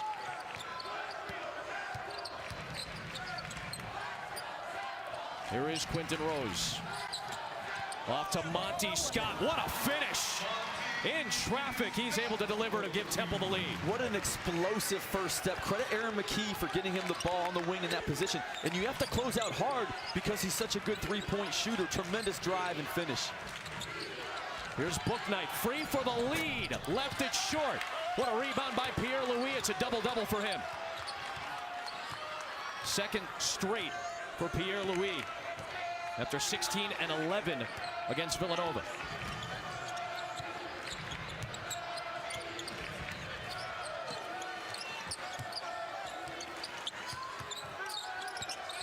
Inside of 10 on the shot. Here is Rose, the turnaround. At a key moment, he's able to put one home, and Temple's back up 4 with 100 seconds left. His pull-up wasn't working, his drive wasn't working. That time he put Vital on his hip and backed him down. I like the decision-making on Rose with that shot selection. Vital trying to get free. Gilbert, what a maneuver in mid-air to readjust and finish. And when you're a smaller guard like Gilbert, when you can hang in the air and suspend and double pump, the shot blockers went on the first pump. He stayed up, which allowed him to have some clear space to lay it in. A minute to go. Rose lost it. Well defended by Vital. Gilbert has numbers. Lobs it up there. Well, Gaffney gave it back to him. Gilbert missed it. Got it back. Got in the air. Had it tapped. And it's going to be a jump ball, which will keep it with UConn at this end. Another wild sequence. Kevin Connors, quickly, what do you got? Well, Adam, we want to let you know USC Colorado, huge game in the Pac-12 coming up next is underway. You can see it right now on ESPN News. Buffaloes are the share of the Pac-12 lead. USC currently an 11 seed according to Joe Lunardi. You'll see it next here on ESPN2. Adam. KC tie game. James Bouknight with 6 in overtime. We're tied at 77 with 49 seconds to go and a chance for the lead. You know, miscommunication with Temple. Were they switching? Were they staying with their own? Bouknight does a good job slipping that last screen for the quick finish. Quentin Rose picked up his second foul. UConn hasn't led since 46-45. Until now, Bouknight coolly sinks it. He's led the way in OT for UConn. And you really got to credit Christian Vital. His defense on Quentin Rose has been tremendous tonight. making him take tough shots or sometimes not even getting shots off.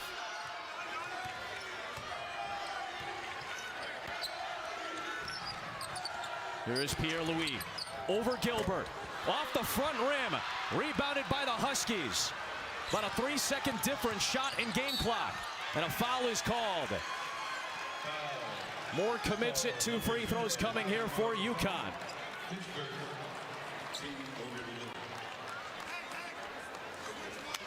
And you can see when you get to close games, a couple things really stand out is point guard play. Being able to handle the ball, not turn it over, run your actions, get the ball where it needs to be. And then you have to have a bucket getter, someone that can just get you some buckets. And in this overtime, it's been James Bouknight. And again, I believe this stretch of them winning games, having a player like Bouknight that can get you buckets in those last 2 minutes is what you have to win games.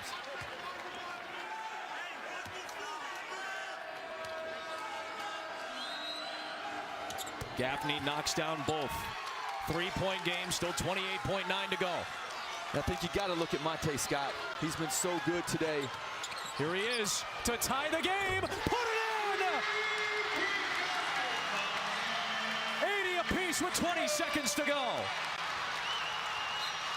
Timeout, Dan Hurley with 16.4 remaining.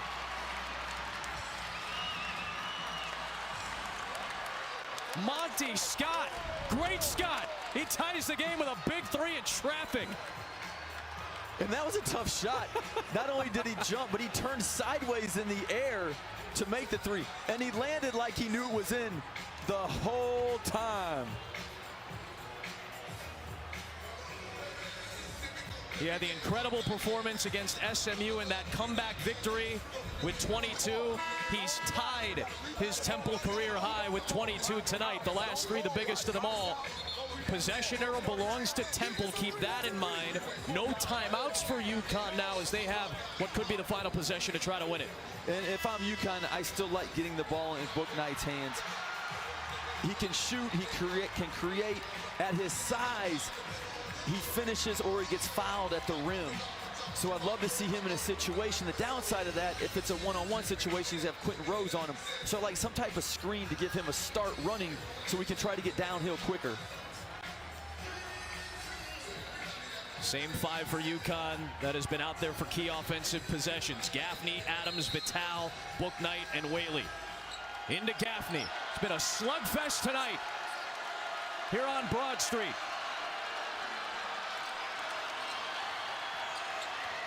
Here's Bouknight with 5. Bouknight with 3. Bouknight denied. Loose ball. Vital for the win. Off to double overtime. And Vital just came over and punched the broadcast table. He thought he had put this one away on the final shot of the extra session.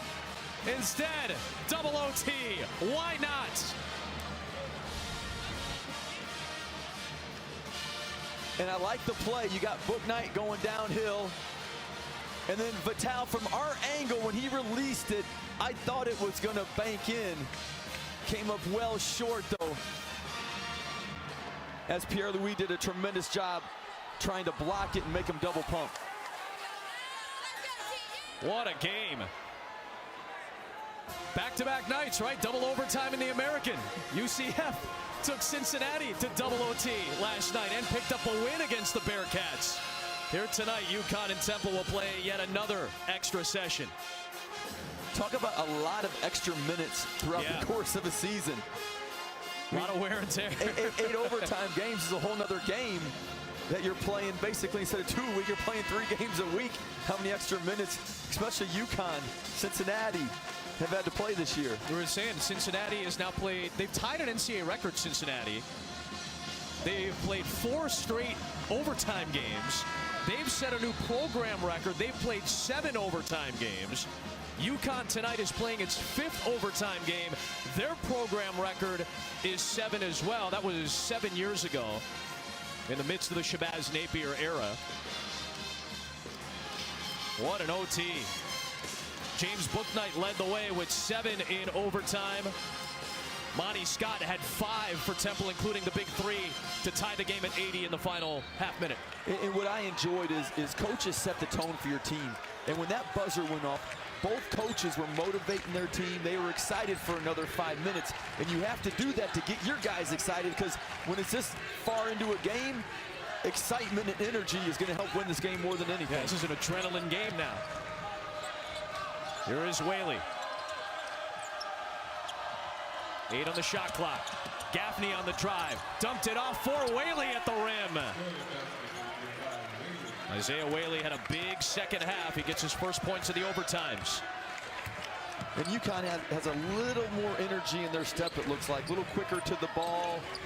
Again, Temple needs to score to be able to keep some momentum. Step back from Scott, left it short. Rebound Vital.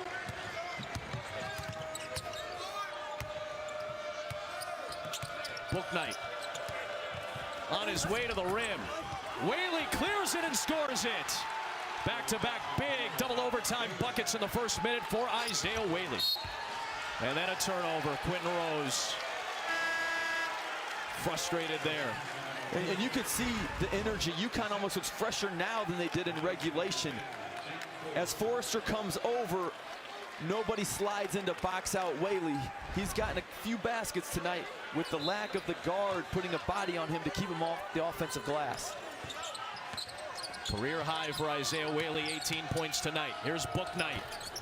Off target, and Rose grabs the rebound. Can Quentin Rose get going? Just 3 of 15 from the floor. 6 giveaways in this game for Rose. A very atypical night. Here is Scott. He'll draw the bump as he was being ridden by James Bouknight. That is the 4th foul on Bouknight now, so he is the 3rd different Husky. Beg your pardon. 2nd Husky, 4th different player in this game that has 4 personal fouls. Whaley and Bouknight each with 4. Forrester and Mormon for Temple each with 4. And Whaley has played a lot of minutes with 4 fouls, and he's been aggressive. Yeah, he's still protected the rim. He's still rebounded the basketball.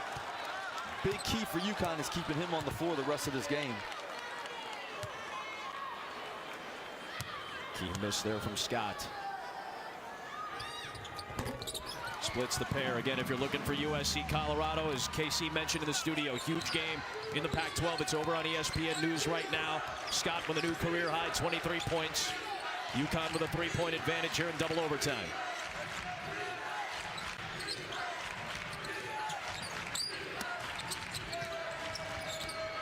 Bouknight to Adams. Over to Whaley. Big shot maker in this game. Could not connect there. Grabbed by Monty Scott.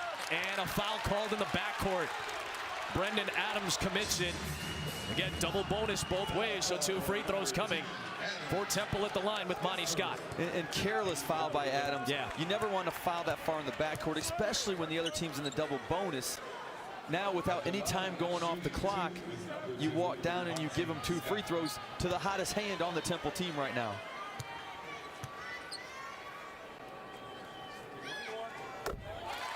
Here on the first.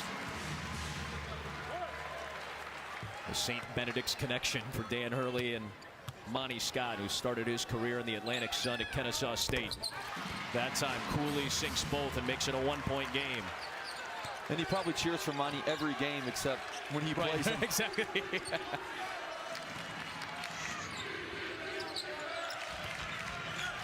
3 minutes to go.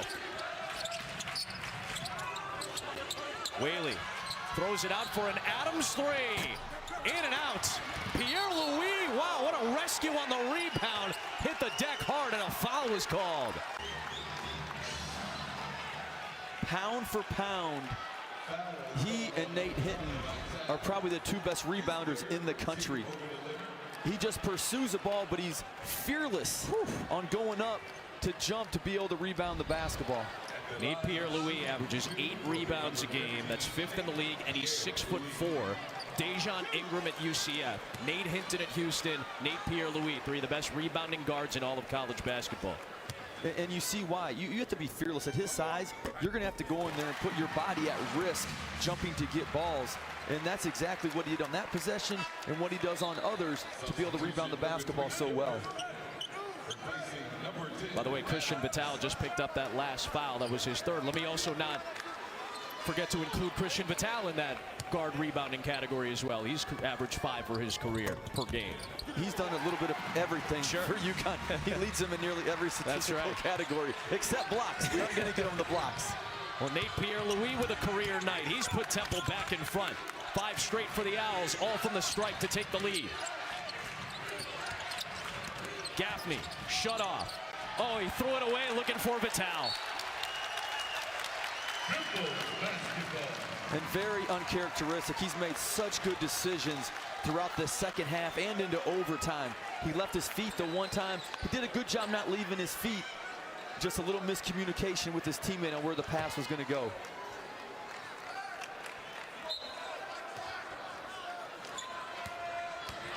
And you go back to that UConn careless foul. You're up 3. You careless fouls, giving Temple all kinds of momentum. Whaley comes up with a big block, though. Past the halfway point of double OT. They get it into Whaley. He did it on defense. Unable to finish here at the other end, and Pierre-Louis clears another board for Temple. Approaching 2 minutes to go. And I know Rose is your scorer, but Scott has been so good. I would still love to see Scott get the ball here with some type of action to get him to shoot a 3 or attack. 48 from he and Pierre-Louis tonight. Here is Moore on the drive to the rim. Left hand is good. 3-point lead for Temple with 1:45 to go. A good offense by Temple. They removed Whaley from the rim, who's been blocking shots, to allow their guards to be able to get to the basket.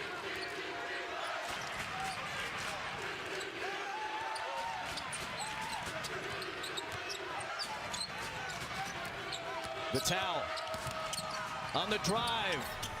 Just got it to go home. Christian Vital with 18 points in this game. That field goal stops a 7-0 run for Temple. Still a 1-point Owls lead. And what you said, this is about adrenaline. This is about emotion right now.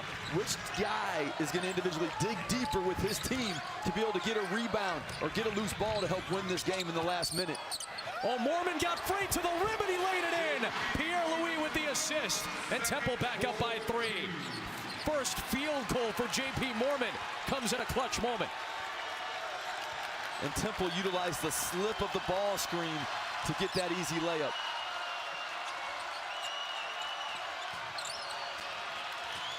Here's Gilbert, pulls up, off the back rim. Long rebound loose, and they may have to go to the monitor to see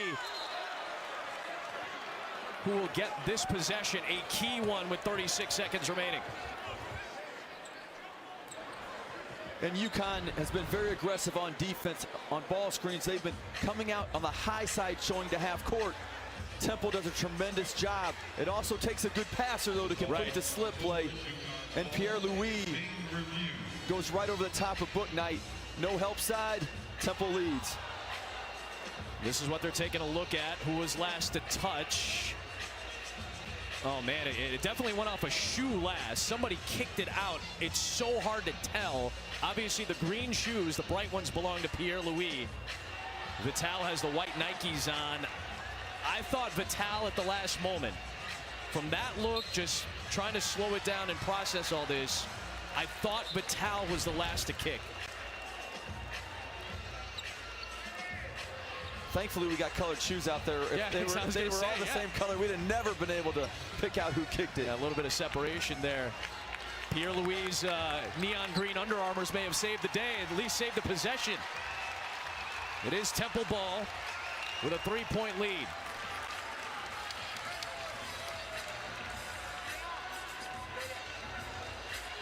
I think they also want to maybe double check the clock, make sure the clock is at the right spot at 35.9. Every 1/10 of a second feels like it matters right now. I feel like could potentially add, half a second or so. And we talked about the 2 guards being great rebounders. I mean, they came from all the way of the other side of the paint. And who are the 2 fighting for it, are the 2 guards we talked about. That's why they're great rebounders. Again, we talked about being fearless, but also they don't give up on plays. They go after rebounds. They had 7/10, so it's 36.6 to go. Inbound to Moore. Mormon gets it to Rose. Ooh, that was dangerous, but Scott rescued it. And Moore gets bumped by Vital. The 2 free throws coming for Alani Moore, the senior. And UConn almost got what they intended with that press. Rose threw a very poor pass at the ankles of his teammate. Almost out of bounds, but great catch by Scott to keep the ball alive. So that's now 4 fouls on Vital. Temple took 10.5 seconds off the clock there. And that is a huge free throw because it makes it a 2-possession game. Whaley's back in. Adams will go to the bench. I've loved how hard both teams have played. There's been several moments in the end of regulation, overtime, that teams could have quit. Some guys could have quit, but yet both teams are just fighting, sending it, to 2 overtimes because of their fight. 5-point lead.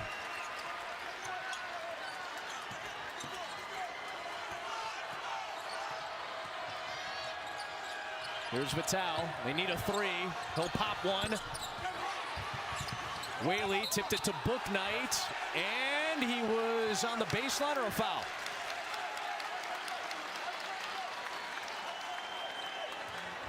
Ted Valentine's going to the monitor.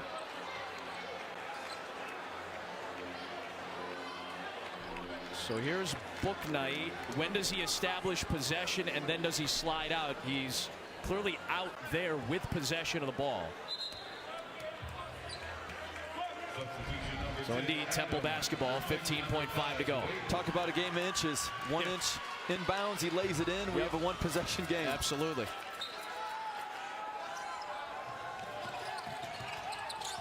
Monty Scott, oh, he lost it. Out of bounds to UConn with 13 seconds left. Still a 2-possession game. Ted Valentine to the monitor if you're playing the home game. UConn does a great job speeding up Monty Scott. In those situations, you usually have a player in the middle and one on the wing, so you can catch and pass. Dribbling out of traps there is very hard. I think what they wanted to make sure of here was Brendan Adams the last to touch. This is going to make contact with Adams' shin right there. And I don't see another touch for Monty Scott, so this could be, and likely should be, Temple basketball.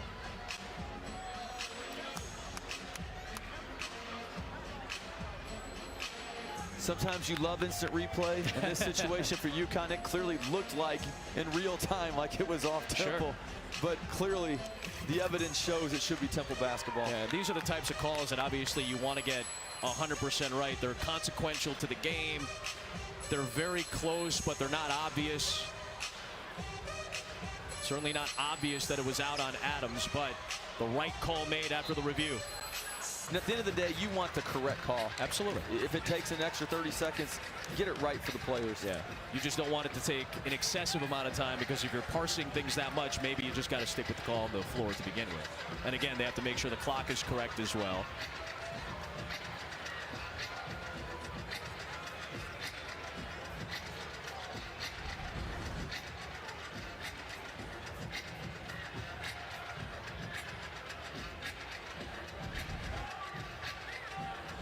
And then for UConn, you got to get a turnover. You got to try to do that exact same trap.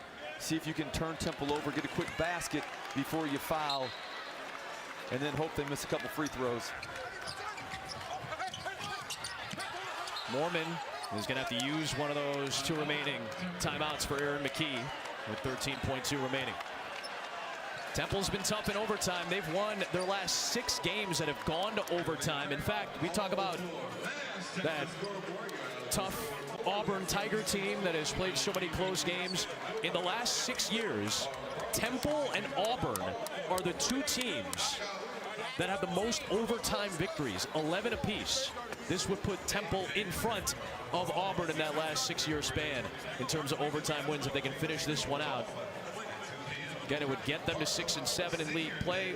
We're not going to lie to you here. Listen, neither team really has an NCAA tournament in their future unless they get hot at the right time and make a surge. How do you make a surge? You got to win games, and you got to win tight ones, and you got to feel like you can win games in tight situations. This is a potential building block to what these teams want to accomplish. And we talked about the wins that Temple's gotten recently. They had a big rivalry game with Villanova on Sunday. Played great for one half. The second half did not play very well.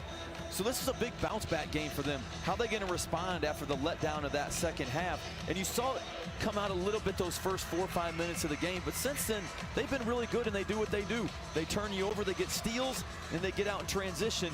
And the surgence of Monty Scott, again, 3 of their last 4 wins, if they continue to win, this will be Monty Scott and what he's done.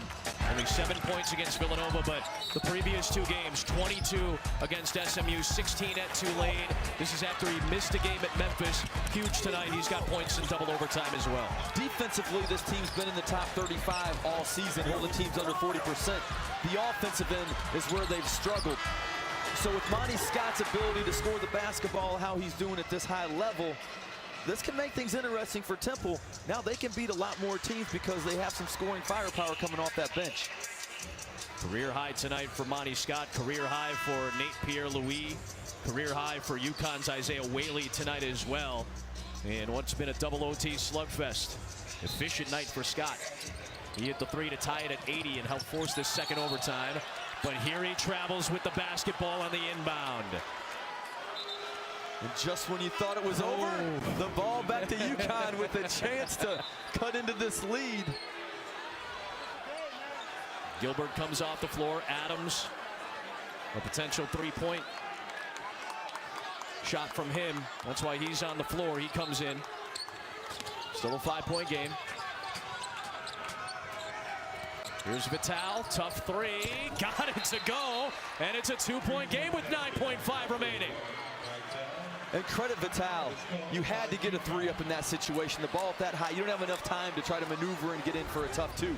So credit him for knowing time and score, utilizing the shot fake, and then shooting over the top of the smaller Moore. And this is about the time of a late game situation and this score where you need the 3. You get a 2, now you're still trading possessions. You have to make it a 2-point game as soon as possible, and they needed that 3. They got it. And now you do the exact same press you've done the last 2 possessions. You've almost turned them over 2 times in a row. Try to get yourself a quick trap. If not, you got to foul immediately. And then if they miss 1, gives you a chance to send it to 3 overtimes. See our game reset. Possession arrow belongs to Temple. 1 timeout remaining for the Owls. Vital doing it again in key moments. Same thing with James Bouknight. Look what they did Sunday. A lot of that coming after the halftime break tonight. Vital did it in the first half. Bouknight has done it in the second half and in this first overtime. Vital has shown up with 2 field goals here in double OT. And I'm sure both of them are just starving for one more look at a 3 to tie or win this game. Mormon can run the baseline. Looking for more.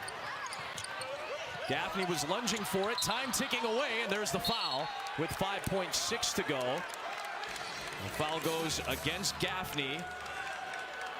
2 key free throws coming now for Alani Moore, who's been great at the foul line tonight, 4 of 4. If he makes both, it makes it a 2-possession game. If he only makes 1, and it's a 3-point game, UConn does not have a timeout. They have to hurry to get up the floor and try to tie the game. We've given you the scenario and the script. Let's see what happens.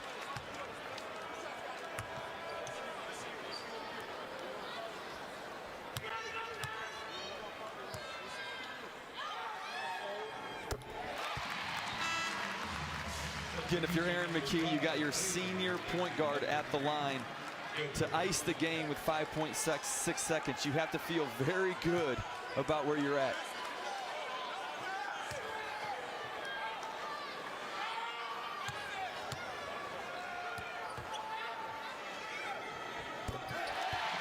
Four-point game. Clutch free throws by the senior. Here comes Gaffney. He'll launch it.